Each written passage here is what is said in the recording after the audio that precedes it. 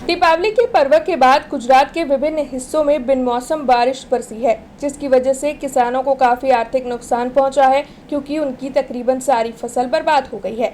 ऐसे में मुख्यमंत्री भूपेंद्र पटेल जूनागढ़ में किसानों को हुए आर्थिक नुकसान का सर्वे करने के लिए और प्रत्यक्ष चितार हासिल करने के लिए पहुंचे थे। दरअसल गुजरात के मुख्यमंत्री भूपेंद्र पटेल की ओर से जूनागढ़ जिला के जूथल गाँव में किसानों को जो नुकसान हुआ है उसका जायजा लिया गया था और पाणिद्रा गाँव में जाकर किसानों के साथ संवाद भी किया गया था।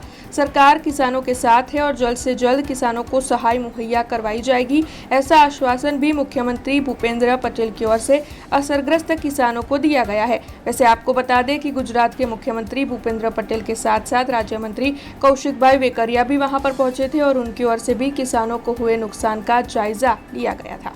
मारू नाम कागड़ा कनकसिंह नाजाभाई है, मारू गाम जूथड़ है।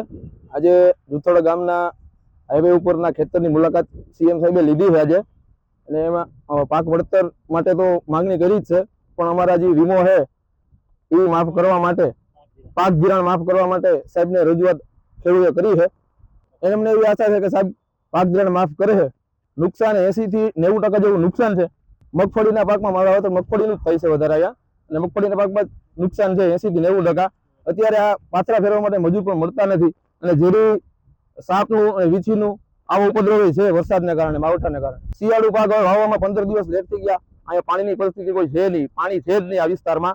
અમારે આ વખતે 15 દિવસ પાછળ શિયાળુ પાક વાવવાને કારણે શિયાળુ પાકમાં ફેલ જાય।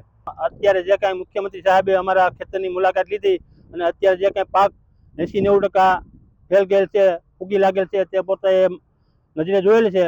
અને અત્યારે જે કાંઈ કમોસમી વરસાદની હિસાબે જે કાંઈ નુકસાની થયું છે એની હિસાબે મુખ્યમંત્રી પણ આમાં થોડાક સહમત છે, અને એને અમારી એટલી અરજ છે કે અમારું પાક ધિરાણ છે ખેડૂતનું એ માફ કરે।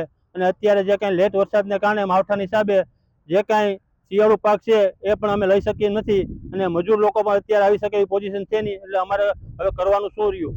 આ તો પરિસ્થિતિ કુદરતી સર્જાઈ છે, આપણે એમાંથી બધા ભેગા થઈને બહાર નીકળી જઈશું। સરકાર તમારી જોડે રહેશે, તમે ચિંતા કર્યા વગર। ભાઈએ કીધું ને અત્યારે આ એક સિઝન ગઈ છે, બીજી સિઝન ફરી પાછી હારી થઈ જાય। જે પરિસ્થિતિ સર્જાઈ છે એ પરિસ્થિતિમાં બધા જોડે રહેવાનું, એટલે એની મેથી બહાર નીકળી જવાનું। પણ જે છે પરિસ્થિતિ એમાંથી બહાર નીકળવા માટેનો આપણે બધા પ્રયત્ન કરવાનું છે। એમાં સરકારે બધું જોઈ લીધું છે, અમારા મંત્રીશ્રીઓ બી જઈ આવ્યા છે, એટલે જેટલું બને એટલું વહેલું તમને 1-2 દિવસમાં આનું શરૂ કરી દઈશું। જેને આપણે કહીએ કુદરતનો કહેર।